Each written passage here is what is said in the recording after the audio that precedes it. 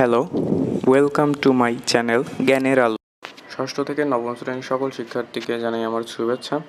তোমাদের স্কুল অনির্দিষ্টকালের জন্য বন্ধ হয়ে গেছে। এই বিষয়ে আমি তোমাদের সঙ্গে আলোচনা করছি।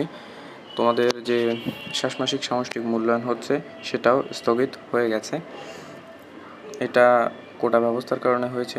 দেখো, এই চ্যানেলে বলা হয়েছে সারা দেশে মাধ্যমিক ও উচ্চ মাধ্যমিক পর্যায়ে সব প্রতিষ্ঠান এবং পলিটেকনিক ইনস্টিটিউটের কার্যক্রম অনির্দিষ্টকালের জন্য বন্ধ ঘোষণা করা হয়েছে।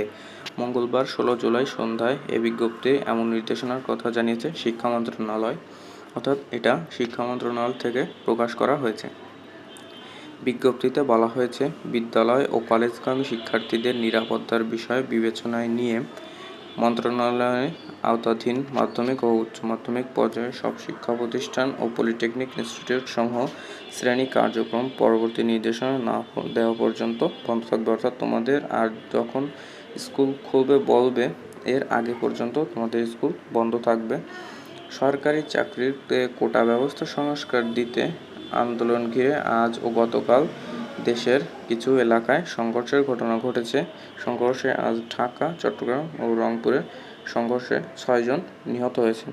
অর্থাৎ তোমাদের এই কোটা ব্যবস্থার কারণে স্কুল বন্ধ হয়ে গেছে এবং কবে খুলবে সেটা বলা হয়নি। যেদিন তোমাদের স্কুল খুলবে সেদিন তোমাদের আমি জানিয়ে দেব। এই জন্য তোমরা চ্যানেলটি সাবস্ক্রাইব করে রাখো।